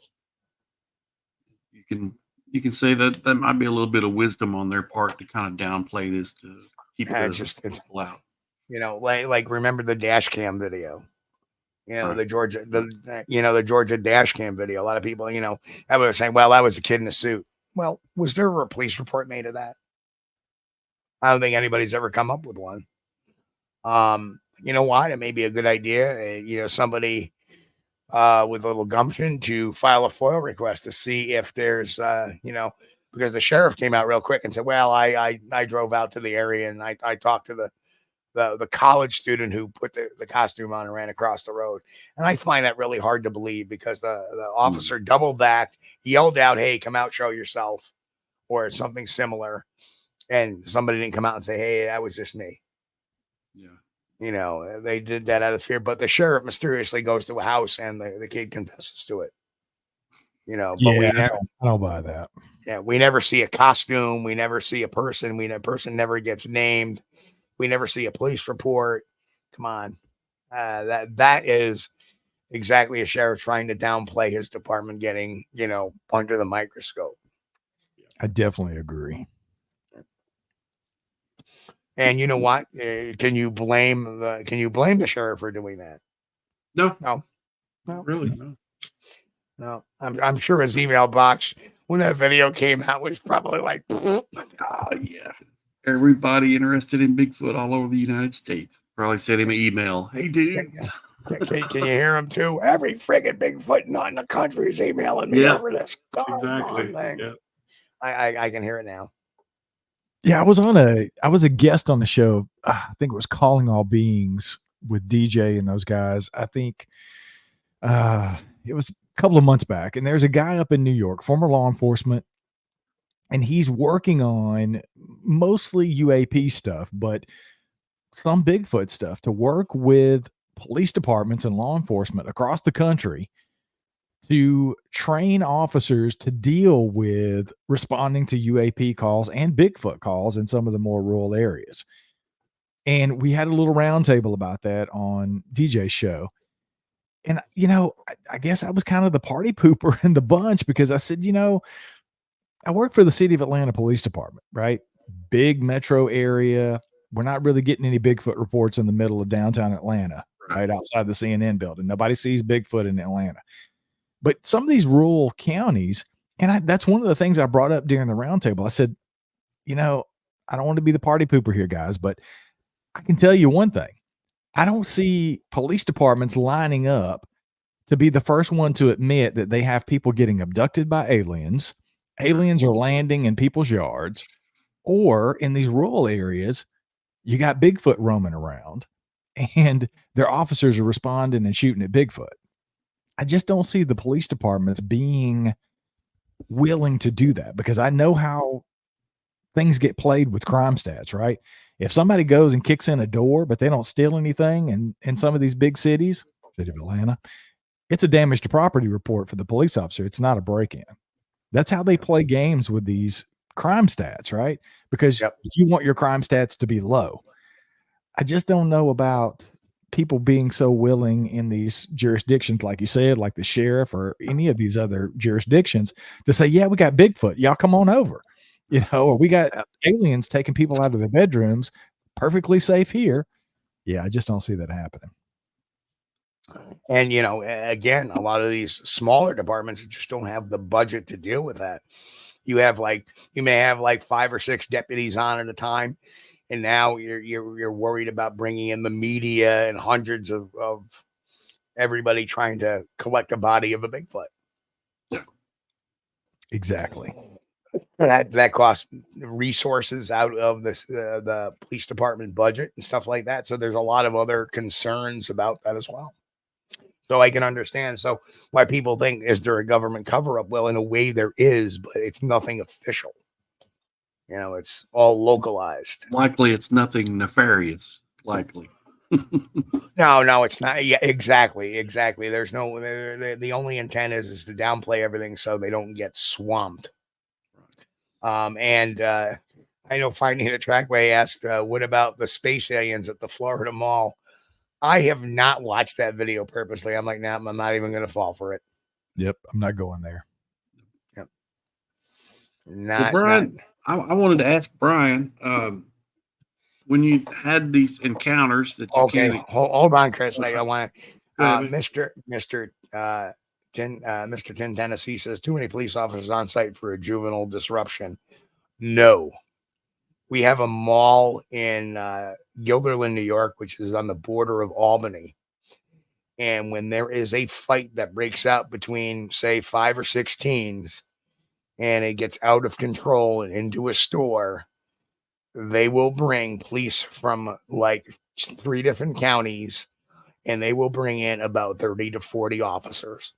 Because when there's a fight, and correct me if I'm wrong, Brian, when there's a fight at a mall, they don't know who's involved, how many is involved, who's running around, what kind of weapons are out there, and, they need people to secure the scene. They need people to maintain any evidence. They need people to interview witnesses. They need people to arrest people and to detain people. And they need people to transport those people to the county facilities. So there is a lot of involvement there. Yeah. I mean, yeah. It could definitely get out of hand. We had 2, I used to police in, if you know anything about Atlanta, the Buckhead area, there's 2 big malls. There's Lenox Mall and Phipps Plaza right there. And if anything went on there, we were responding in numbers, as many numbers as we could spare. I mean, we work a zone with 13 cars on duty normally, depending on day shift or night shift, but everybody was coming if it was something going on at the mall. That's just how it rolls. Now, Allie says there was over 100 officers in the mall. That may be in this quote. There might have been 75, but this was in a pretty metropolitan area, was it not? Yeah, from just what I've seen with I haven't clicked the video, but I see the whatever the I'm thumbnail. gonna have to go watch it now. It looks pretty metro to me. It's a huge city area. Right. And again, I wouldn't say 130 police cruisers. Some with 2 per car. Yeah, and that's probably a very metropolitan area. Probably has a bigger population than the town. And you got to understand, a town, when you get 30 officers from an area in my area, that's a lot of cops. That is a lot of police from my area. That's a lot of resources.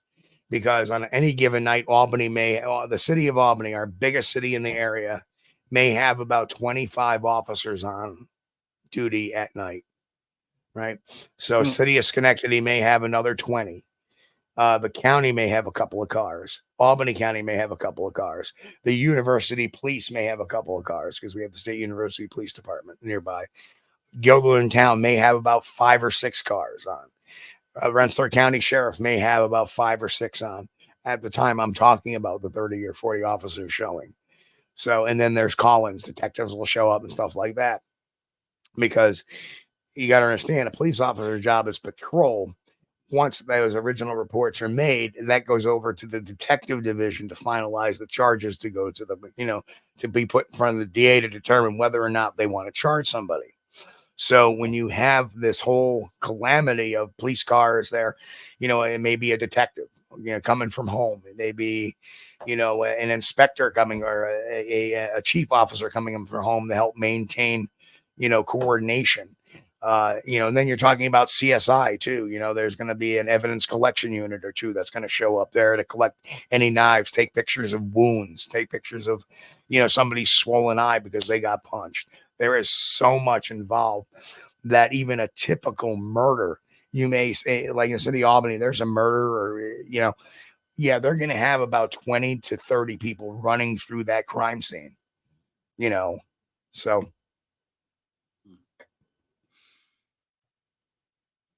Oh.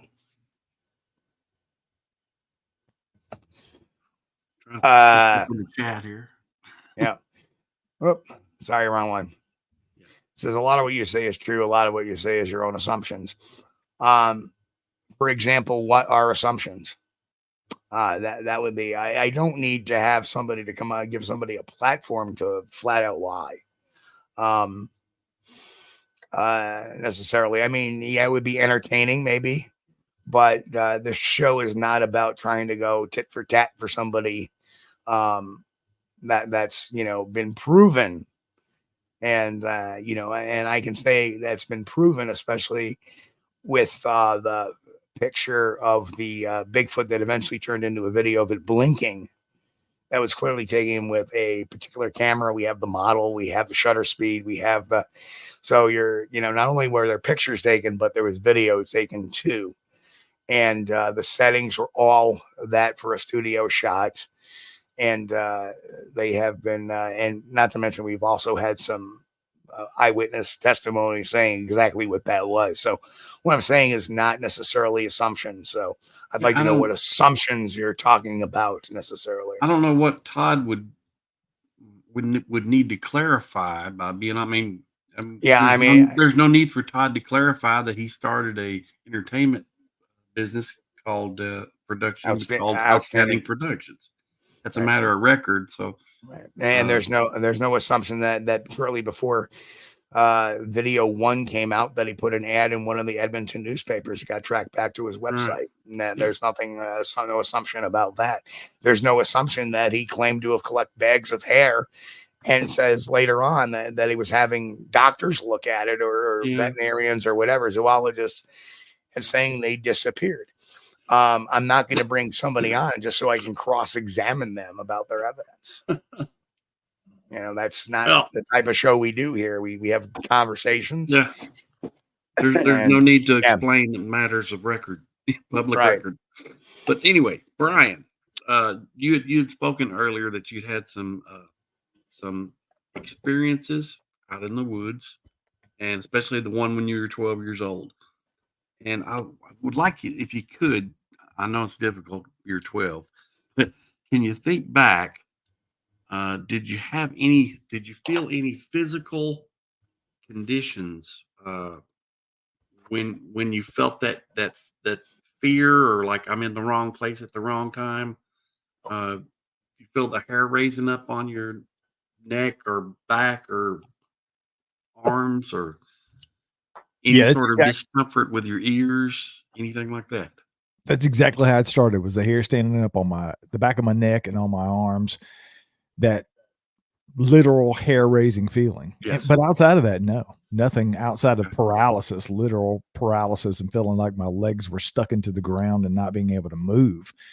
But I think that was just the fear response. I mean, I've been there as a cop. You know, people start shooting at you. You go through a whole lot of stuff in a very short amount of time. And I've experienced that in adulthood. And that's exactly what it is. It's fear and adrenaline at the same time. But outside of that, no, nothing. No fluttering or weird sensation in your ear or anything like that? No. Okay. That's an interesting question. I know it's a long time ago, man, but just kind of mull it over, if you can, after the show, and try to think back and remember if you could feel, because Steve and I have both experienced the same thing about we were hit with something, and I don't know, we think maybe it could have been infrasound. That seems like a logical explanation, but that's just, we're reaching for an explanation out of the air for what happened.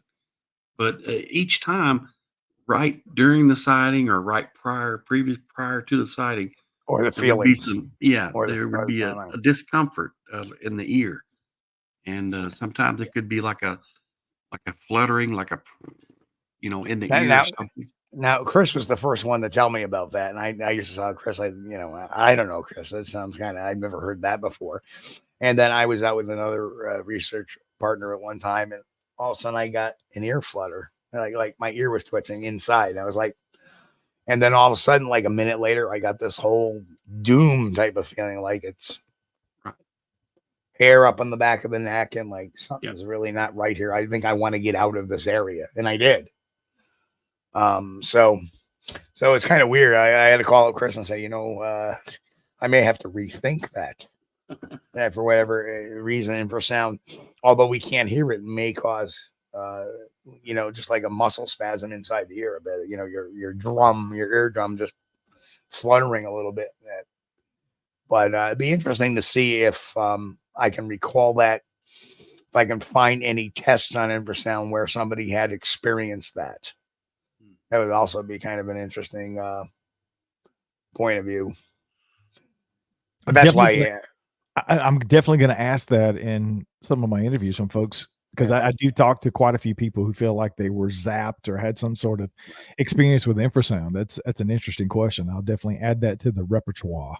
That's it. And a lot of times, it can precede the sighting or the experience. That's what gets me. If you're looking at a 8-foot tall hairy being that steps out from behind a tree, okay, that could set in some panic, and some really weird physical things can happen to you. That's biology. But if you didn't know there was anything there behind that tree, and then all of a sudden you start having like, oh, something's wrong, and then you have the weird sensation in your ear prior to that sighting, that means something's going on. Don't know what, but something's going on. Hey, before we forget about it, it's time to do one more shameless plug for the night. And we'd like to make a major announcement for this network, which is really cool stuff. Wouldn't you say? Chris and I had talked about it over the break, and I came up with this harebrained scheme, and Chris said, hey, let's do it. So here you go, folks. Just hang on to your ears. I'll give you 5 seconds to just lower your volume a little bit. I don't know if this is going to come out as loud as it does in my headset. But here we go. 5, 4, 3, 2, 1.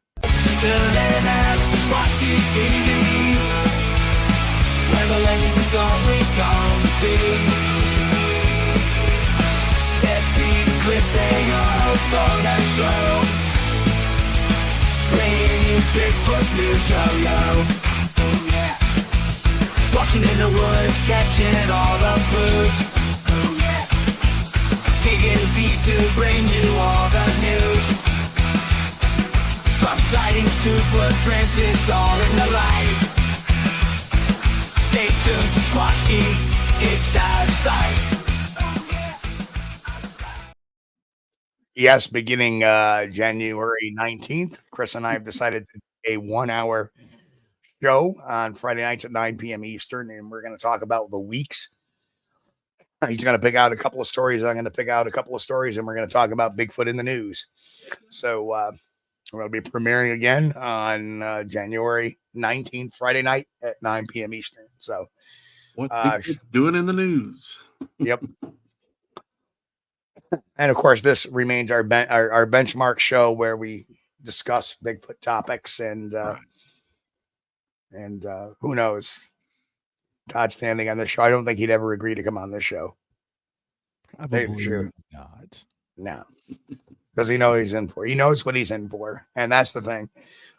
Believe it or not, Todd Standing was on the first month of Squatch Detective Radio back in 2006. Wow. Mr. T in Tennessee. Oh, wrong one. There you go. Brian, do you think that was infrasound? I really couldn't say, Troy. I really don't know. I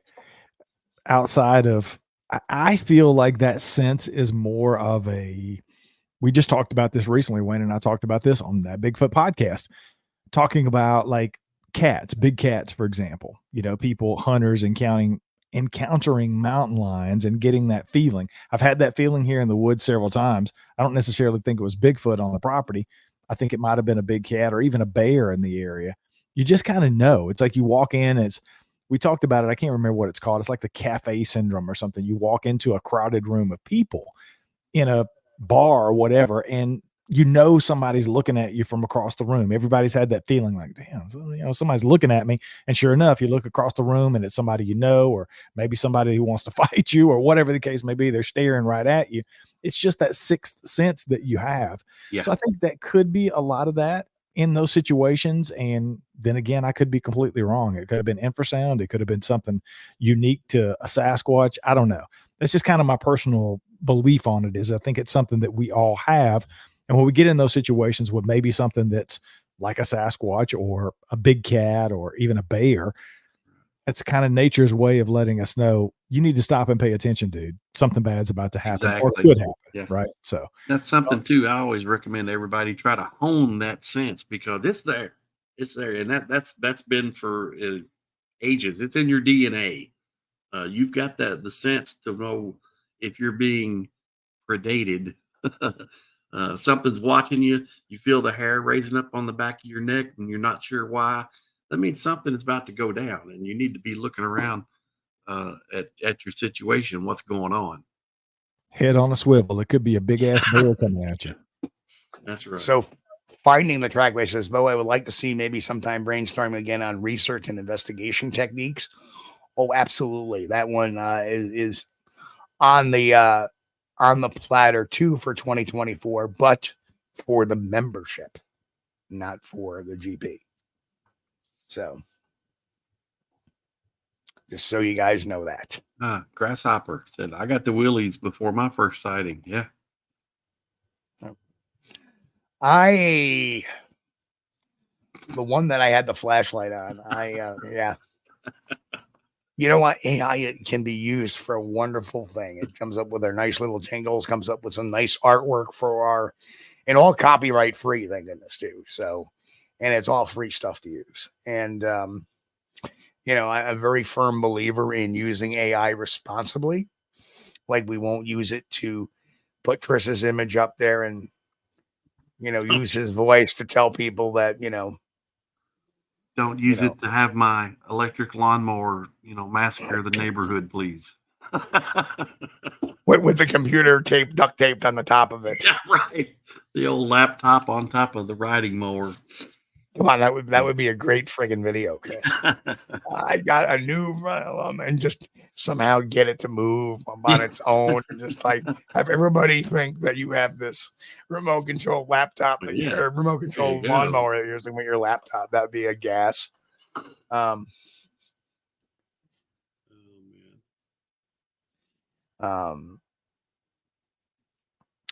yeah, Yeah, but we're not. The funny thing is, I know everyone's doing the Bigfoot in the news. Yeah, but we're picking out a couple of stories. I don't know who's doing it. But obviously we have our own special sauce we add to our to give it a little bit of a different flavor than maybe what you see elsewhere sometimes. I think our talk show is a little bit of a different flavor sometimes than most talk shows. We go in places a lot of shows don't go on or go.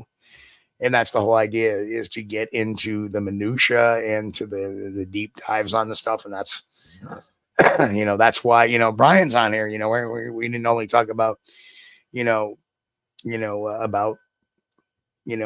I guess what did occur. And this is a question what did occur that you thought was positive on the expedition versus what you thought was negative with Todd? I guess that's a good question to ask, because we kind of get sidetracked. There wasn't really a whole lot of negatives, honestly. I mean, I said it before I went into it. Yeah, it's a beautiful area. If you've never been into that area, it is how often do you get the opportunity? I live in the woods, but I can drive 10 minutes and I'm at a Walmart. We were 18 miles deep into the woods. Like, we lost cell service 30 minutes before we turned onto the road to go 18 more miles into the woods. You don't get a lot of opportunities to do that for 7 days.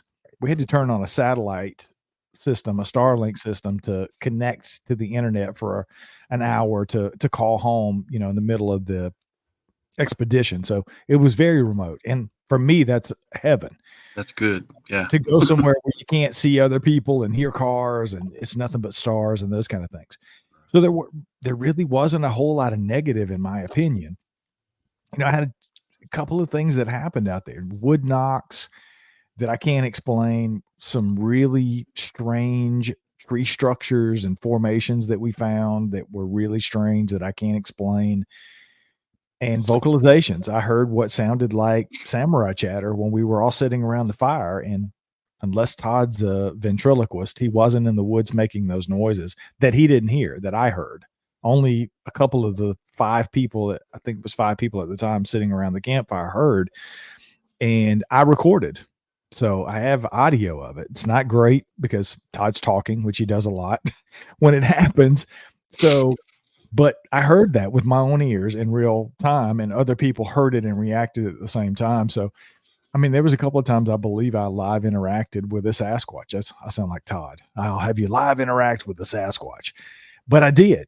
I was hearing wood knocks when there's in an area where there's not supposed to be any people. We knew there weren't people there. I'm doing vocalizations and getting wood knocks in return a couple of times. So, just really weird things. I looked at that as a positive because I took those away as experiences. Can't say definitively it was a Sasquatch, but we had that a couple of times. We had it during a couple of night sessions. We did a couple of night walks after hearing some wood knocks and got, I think, pretty close to what potentially could have been a Sasquatch at the time. And mind you, the area, again, like I said, when you're with people like a Biscardi or with a Standing, they're going to areas where Sasquatch is known to be at. So the odds are that if one's available, you're going to have some of these events, regardless of, whether, you're putting on a show or not. And I trust, your judgment that, hey, this wasn't one of the guys that was with us in the group, or it wasn't Todd sneaking off setting something up and coming back. The only thing that, and given the fact of the remoteness, it sounds like, there may be some activity going on there. Or could be, but then again, the funny thing is that, I talk a lot here on the podcast. I talk a lot when I'm at conferences and shows and stuff like that. But when I'm out in the field, and I think, finding the trackway, and Jen can attest to it, I don't say much. I'm very quiet a lot of times. I say a few things, but I'm mostly listening to what's going on. And so that's kind of a unique dynamic there, is like, why are you talking so much unless, when you're out in the field and you talk a lot, and you're telling everybody, oh, well, they do this and they do that and they do this and they do that. And as I've seen in some of Todd's videos, like the gentleman that went with the Girl Scouts, Todd seemed to be talking all the time, incessantly about free structures and this and that, and you know, acting in the know. To me, that's almost like you have you're not sure about yourself. Basically, you're talking so much because you want people to believe you, and you don't believe people believe you. So, good point. Good point. Sounds like a great area. I mean, I've always believed that. Well, that was the Nord area, wasn't it? The Nordegg area or something? Or, no, it was in the radium area. Okay. Yep. And that's a you know, that's a good area as well. I mean, yeah, I mean, and then there was the whole argument that Todd actually took over that area from another researcher who was going into that area and having a lot of success at the time. And, you know, it is what it is. Try not to look into it. You met the guy, you kind of, you know, it's obviously the stuff that's on record is kind of hokey. And I understand that, hey, listen, you got to get there to get boots on the ground to really get a feel for the guy. And that's what you did. So credit to you. Yeah. And I would go back. Honestly, I would go back and spend more time there because I did find a lot of interesting things. There's a ton of what appears to be tracks in that area that we found, you know, and areas I was leading. Like I wasn't led to these areas. I was just walking and told, go whatever direction you want to go. And I found what I felt were possibly footprints and tons of tree breaks. Again, I'm not really into the tree break thing. I think that could be completely natural. I mean, some of them were a little suspect to me. I had a hard time replicating them, which I tried to do on a couple of occasions. Couldn't make the tree breaks exactly the way that I was finding them in such large numbers in certain areas. But again, you know, it's definitely an experience I would go and have again. I recommend it. If you're doubtful, go check it out. I mean, that's just don't spend $3,000 to go. Yeah, I wouldn't do that. Yeah.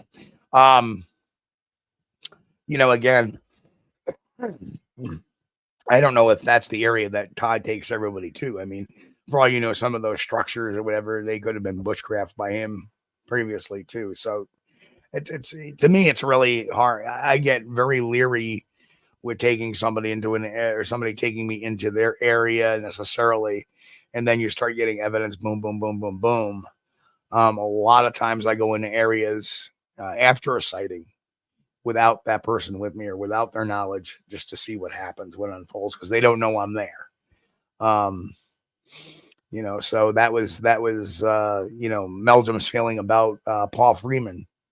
You know, when, you know, he just kind of said, well, you know, can we go out and take a look? Yeah, let's go. And off they went. He wasn't expecting it. And there they were, the tracks. So I don't know. Very interesting. And Pat makes a good point there, saying such a vast area. Why would they be right there where the odds should be very low? And that too is very interesting as well. Unless you're there for a while and you're making a lot of noise and you get that curiosity factor going on, because probably makes you curious. That's just one explanation. I see your point. I get that point. It's a very valid point. But on the other hand, if I'm, say, 3 miles away and I hear all this activity going on 3 miles away, you know, and I'm me and I live, this is my home. This is my area. This is where I visit. I'm going to go out and, like, for example, if I hear something going on, you know, it's quiet and I hear a boom off in the distance, I'm going to go, you know, sounds very peculiar, something out of the ordinary. Hey, you know what? I better check that out. See what's going on. Happens. Could be another meteor. That's just, yeah. Remember that. Yep. Brian, we are probably the only podcast in history that we were doing one night a few years back. And all of a sudden we heard, I heard boom. And the whole room shook for a brief second. And I thought a tree had come down. So I'm like, oh, what? So I looked out my window. I didn't see a tree down. Turned out there was a meteor that flew over and blew up over my county that I lived in, because people were calling it into the show, and we caught the noise. We got my reaction. It actually made the local news because I sent the podcast to them where it happened, and they showed the podcast on the news of the boom and everything. So it's kind of cool. Yeah, it's pretty unique. Yeah. And then everybody was like, well, did they see a UFO? It was a green. Well, iron burns green, so that makes a lot of sense to me. And a lot of meteors are made of iron. So iron and nickel and, that's. We need to get a conspiracy theory going. It was. Mark says, I'm going to go out on a limb and say Standing will be a cult leader in the next year. Next 10 years. I don't know. Wait. A cult leader in 10 years. Beep.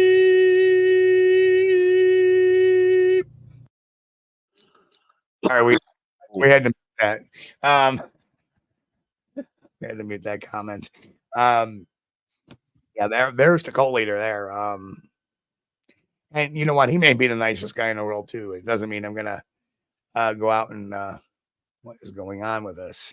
I mean, I would love to go see the Council of 12. I would love to meet with them. Matter of fact, I would pay for that experience. I would pay to meet the Council of 12. I really would. I would give $10,000 to meet with the Council of 12 of Bigfoot, big feet, whatever you want to call them, Sasquatches. Pat says talking about a 500 square, and that's very true. It's a very vast area. Adirondacks are a very vast area too, but if you know where the sighting reports are, that's where you go. So maybe he knows where the sighting reports were. Maybe he's actually had some experiences, but they're not. I don't know. It's one would expect, just like a Biscardi who's out there, was out there a lot during the day. He's bound to have some real experiences in some places because you're going to where the nexus is. Like me, I've had 2 sightings in an area. Well, there had been a nexus of sighting reports going on in that area over a period of at that point, 10 years. So going to the nexus where, hey, everything is happening. I look at sighting reports that they tend to happen in groups. Whitehall, there's a great area. We had an area where for about 6 months, sighting reports were happening in this area. Years ago, they were happening in another area, specific area that may have been a 10-mile, 12-mile, square mile area that all these,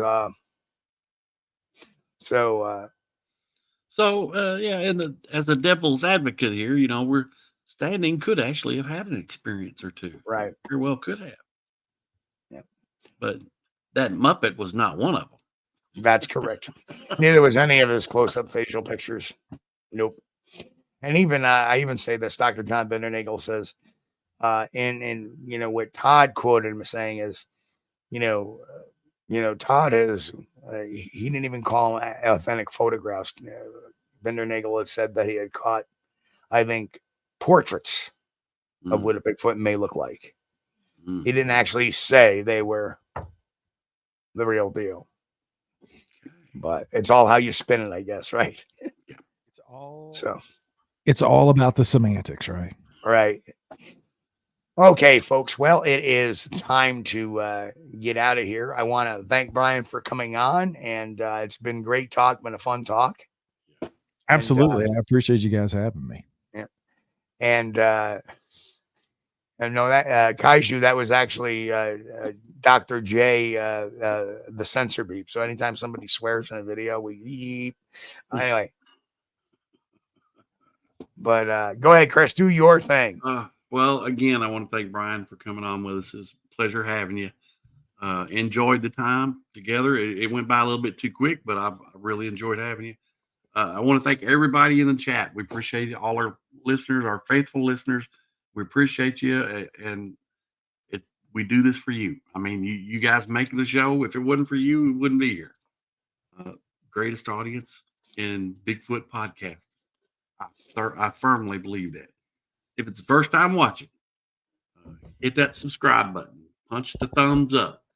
Consider joining, being a member of the channel. Your support is really appreciated, and it helps us.